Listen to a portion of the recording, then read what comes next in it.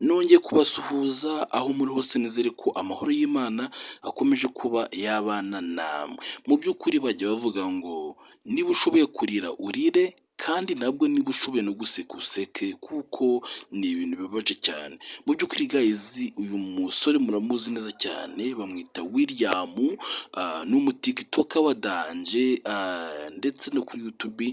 Mu by'ukuri ni ahantu henshi cyane yagaragaye ku mashusho kandi akarebwa n'abantu benshi cyane. Abenshi bamumenyeye kuri ya ndirimbo bita Switch Melody, abandi bamumenyera ku tuntu agenda akora bitewe n'uko adukora asetsa n'isura ye byo byonyine niyo uyirebye mu by'ukuri biragusetsa cyane bitewe n'ukuntu uri kumubona.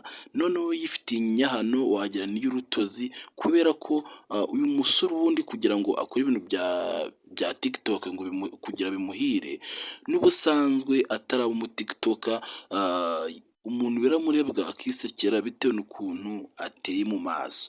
Mu by'ukuri guys rero ntabwo byamukundiye kuba yamara imyaka myinshi ku isi. Ni ikibazo gikomeye cyane kandi cyabaje abantu benshi cyane, ndetse natwe tutisize. Mu by'ukuri uyu musore aturuka muri Leta Zunze Ubumwe za Amerika aho bita muri USA. Uyu musore niho aturuka cyane, niho avuka, ariko igihugu arimo abenshi bavuga ko ari muri Uganda, abandi bakavuga ko ari muri Kenya. Mu by'ukuri uyu musore ubu ngubu atuye muri Uganda. Mu by'ukuri guys uyu musore mubona William yaragize imyaka 29 akora ibintu by'imbuga nkoranyambaga kuko ngo yabitangiye agifite imyaka 15, ariko uyu munsi ntabwo byamushobokeye. Buriya bajya bavuga ngo ubuzima burahinduka cyane. Rero ikinzanye aha ngaha ngiye kubabwira icyamwishe, ariko namwihangane kabisa, mwihangane. Abasigaye turakomeza kuba twamuragiza mu maboko y'Imana kugira ngo Imana imwakire mu bayo. Nubwo se yakoraga ibintu bidashimishije Imana, ariko nta kundi. Buriya Imana ngo igira impuhwe. Uyu musore William murabizi neza cyane yaramaze kugera abaforowazi kuri TikTok 30,000,000, akagira abalayike, abantu bamukunze 500,000. Mu by'ukuri uyu musore icyatumye yitaba Imana mbe n'aka kageni ni uko hari umuntu, ntabwo turamumenya, hari umuntu bakoranaga ibintu bya TikTok. William yaramwizeye cyane amuha amafaranga yifuza yose, bakorana neza, ariko uwo musore nawe afungura imbuga nkoranyambaga. Noneho William aramubwira ati none ko twavuganye ko uzajya unkorera amavidewo, wowe ko ufunguye TikTok ubu ntugiye kunyicira akazi? Umusore aravuga ati njyewe nanjye reka ndebe ko naba nkawe, kuko buriya bajya bavuga ngo gukorera umuntu ntabwo ugira inyungu nyinshi cyane nk'uko ubyifuza, ahubwo nzajya ngukorera nanjye nikorera, nibyo byiza, nibyo bizatuma ntera imbere vuba. Rero William icyo yavuze ni iki? Yavuze ati rero njyewe nimba ugiye gushinga ibintu byawe ukaba ugiye kunyicira ibintu byanjye, icyo usabwa ni iki ngiki: ngiye kukwirukana nishakira undi, kuko n'ubundi aho kugira unyicire ibintu wagenda nkashaka undi.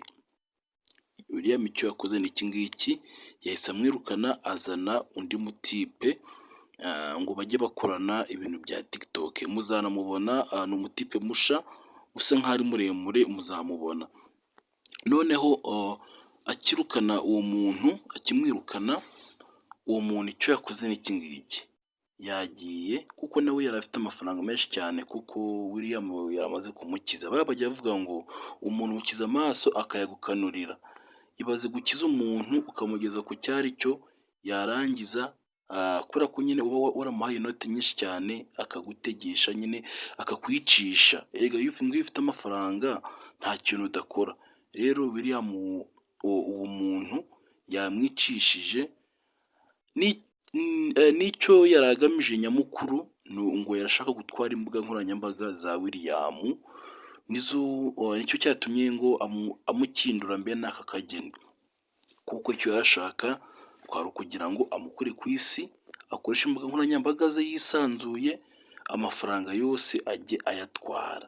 Rero uwo musore yahise afata abasore batanu, ababwira ko agomba kubaha miliyoni 20 ngo bamwicire William.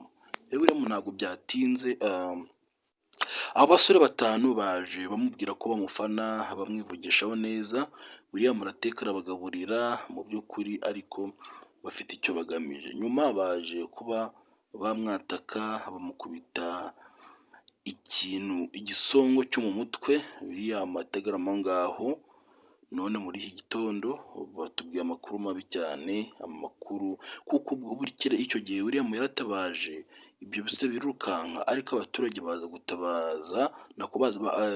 gutabara nyuma, basanga William ari kuvirirana amaraso mu bwonko.